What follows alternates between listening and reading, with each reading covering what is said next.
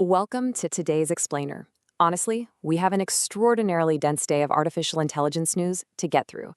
Today is July 13th, 2026, and we are witnessing some truly massive shifts across the board. We're talking everything from the absolute bleeding edge of agent architectures, right down to global financial markets and the actual physical infrastructure powering it all. I am super thrilled to guide you through these updates. Let's unpack today's massive shifts and see how they all connect, because it's like a giant puzzle coming together. But real quick, before we jump into the deep end, please make sure you hit that subscribe button to AI Vanguard AI.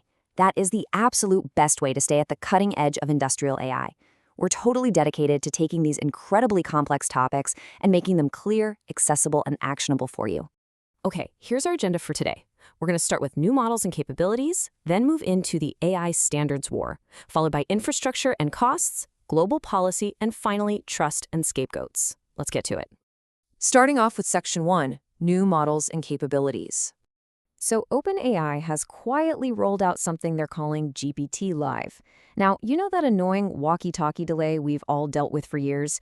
You speak, then you sit there and wait, the AI processes it, and then it finally speaks back. Well, that's completely gone. Thanks to a native full duplex architecture, the model can listen and respond at the exact same time. You can literally interrupt it mid-sentence, which makes the whole interaction feel entirely natural and organic. It's a real game changer for voice assistants. And if you happen to be a video editor, your daily workflow just fundamentally changed. With Runway Aleph 2.0 and GPT Image 2, you no longer have to agonize over frame-by-frame edits. You simply modify a single frame, say swapping out a piece of clothing or adjusting the lighting, and the generative engine automatically ripples that exact change through the entire clip. It's going to save creators just countless hours of manual labor. Now take a look at this number, 2 million. On July 17th, Google is expected to roll out Gemini 3.5 Pro, and it features a staggering 2 million token context window. When you couple that with their new DeepThink reasoning tier, this AI can hold entire libraries of information in its active memory during a single prompt. To put that into perspective, it's an almost incomprehensible amount of data retention for one query. Moving right along to Section 2, the AI standards war. Behind the scenes right now, there is an absolutely fierce battle for control over corporate plumbing. We're seeing a massive tech giant alliance. This includes heavy hitters like Google, Microsoft, Salesforce, Snowflake, and ServiceNow, forming a totally unified front.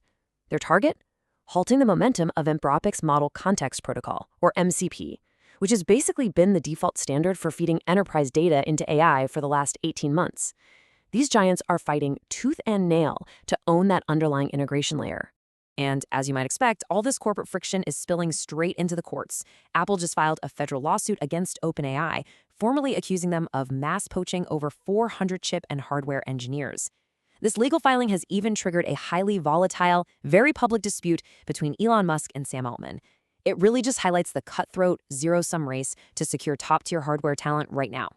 Let's look at what's powering all this in Section 3, infrastructure and financial costs. 5 billion euros. That is the staggering figure behind Intel's massive new capital investment at their Leixlip campus over in Ireland.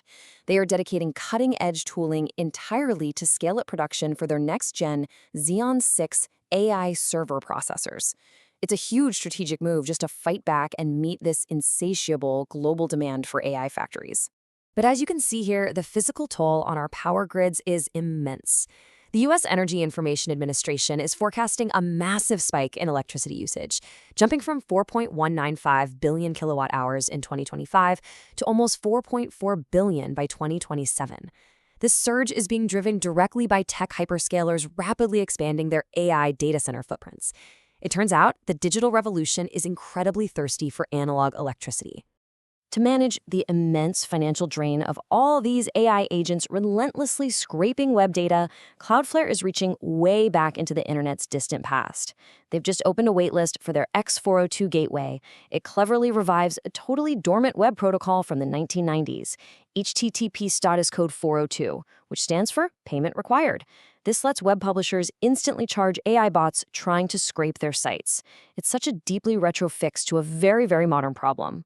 Next up, Section 4, Global Policy and Economics. The sheer weight of the economic warnings coming out today is staggering. A group of over 200 economists, which includes 16 Nobel laureates, mind you, released a manifesto warning that this AI transition is larger than the Industrial Revolution, but it's happening on a drastically compressed timeline. They're outright pleading for immediate political and tax re-architecture. At the exact same time, the Bank of England is officially warning that AI investor euphoria, combined with heightened cyber attack exposure, poses severe risks to global financial stability. Looking at the geopolitical timeline, we're seeing two very different approaches to governance playing out. Today, in Washington, talks on voluntary standards advance, with the federal government seeking earlier visibility on frontier models before release, though without requiring full licenses. Meanwhile, in Shanghai later this week, Chinese President Xi Jinping is set to deliver a keynote at the 2026 World AI Conference. He's expected to heavily frame China's international governance vision, with a specific focus on AI access for the Global South. And finally, Section 5, Trust, Scapegoats, and Solutions.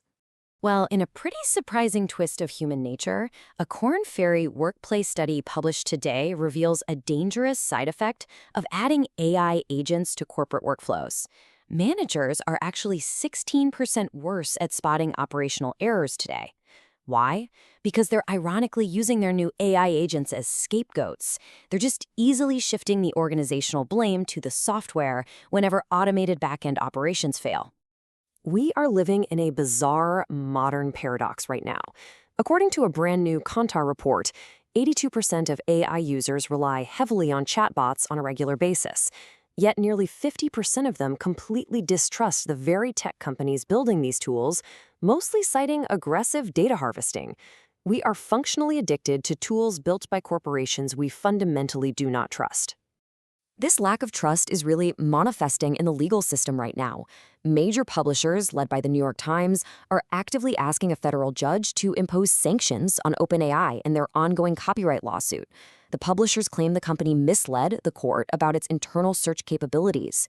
It really underscores the intense, immediate demand for legally binding boundaries on corporate data harvesting. So what does this all mean? The absolute crucial question we have to leave you with today is this.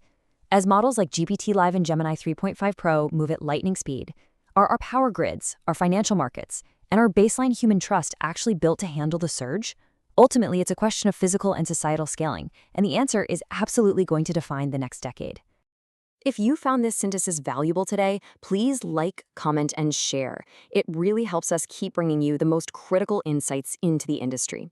Thank you so much for joining me on this explainer, and we will see you next time.